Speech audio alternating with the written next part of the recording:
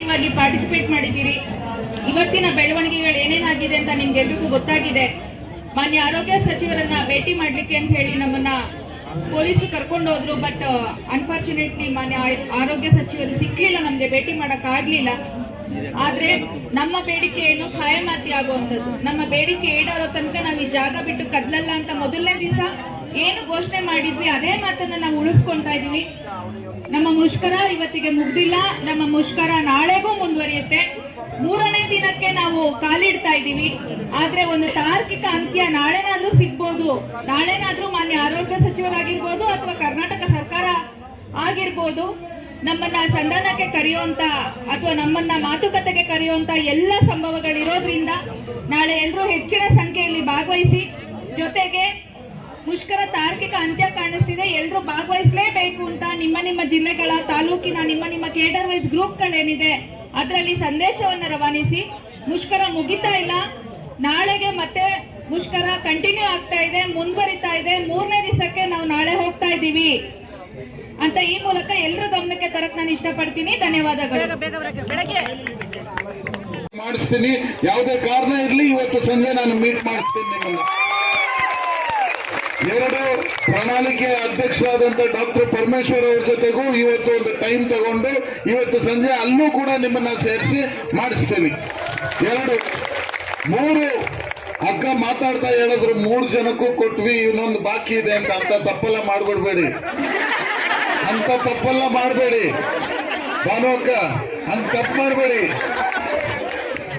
ನಿಮ್ಗೆ ಯಾವತ್ತಿದ್ರು ಅನ್ನ ಕೊಟ್ಟಿರೋದು ಯಾವುದು ಕೈ, ಆ ಕೈ ಮಾತ್ರ ನಿಮ್ ಪರವಾಗಿರುತ್ತೆ.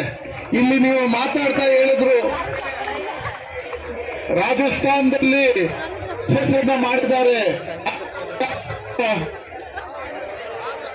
ಇರೋದು ಯಾವ ಸರ್ಕಾರ? ಕಾಂಗ್ರೆಸ್ ಸರ್ಕಾರ. ಹಿಮಾಚಲ್ ಪ್ರದೇಶದಲ್ಲಿರೋದು ಯಾವ ಸರ್ಕಾರ? ಕಾಂಗ್ರೆಸ್ ಪಕ್ಷದ ಸರ್ಕಾರ. 2023ರಲ್ಲಿ ಕರ್ನಾಟಕದಲ್ಲಿ ಬರೋದು ಯಾವ ಸರ್ಕಾರ?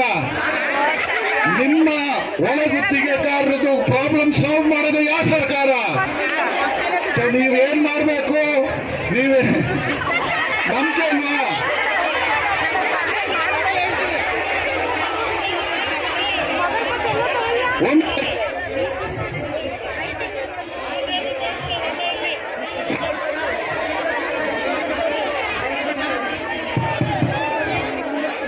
ಒಂದು ಸೆಕೆಂಡ್ ನಾವು ಒಂದು ನೀವು ಅಷ್ಟು ಜನ ಕೂಗಿದ್ರೆ ನಾನು ಒಬ್ಬನ ಕೈಯಲ್ಲಿ ಆಗುತ್ತಾ? ಸ್ವಲ್ಪ ಆರಾಮಾಗಿ. ನಾನು ನಿಮಗೆ ಮಾತೇನು ಕೊಟ್ಟೆ, ನಮ್ಮ ಪ್ರಣಾಳಿಕೆಯಲ್ಲಿ ಸೇರಿಸ್ತೀವಿ. 2 ನಮ್ಮ ಸರ್ಕಾರ ಬಂದ್ಮೇಲೆ ನೀವೆಲ್ಲ ನೋಡಿದ್ದೀರಾ ತಾನೆ? ಆದ್ಮೇಲೆ ಬನ್ನಿ, ನನ್ನ ಮನೆ ಅಡ್ರೆಸ್ ಕೊಡ್ತೀವಿ, ಮಾಡಿಸ್ತೀವಿ. ನಾವು ಪ್ರಣಾಳಿಕೆಯಲ್ಲಿ ಸೇರಿಸಿರೋದು 2018ರಿಂದ 2013ರಿಂದ 18 ತನಕ ನಾವು ಒಂದು ಸರ್ಕಾರ ನಡೆಸಿದ್ವಿ. 165 ಭರವಸೆಯಲ್ಲಿ 150 ಭರವಸೆಯನ್ನ ಪೂರೈಸಿದ್ವಿ.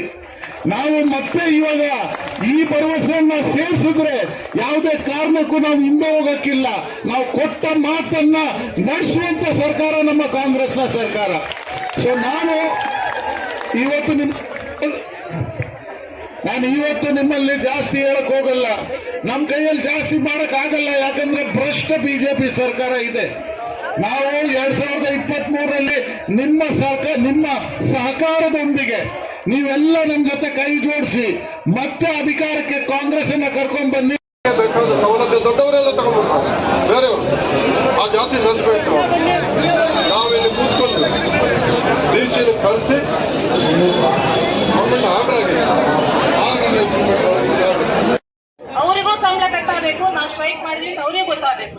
ನೀವು ಡಿಸ್ಟಿಕ್ ಇಂದಾನೆ ಮಾತಾಡಿ ಸ್ಟೇಟ್ ಇಂದಾನೆ ಮಾಡಿಬಿಟ್ಟು ಅದು ಕಟ್ಕೊಡ್ತೆ ಅಷ್ಟೇ. ನಾವು ಸ್ಟ್ರೈಕ್ ಮಾಡಿದ್ರು ಒಂದು ಬೆಲೆ ಬರುತ್ತೆ.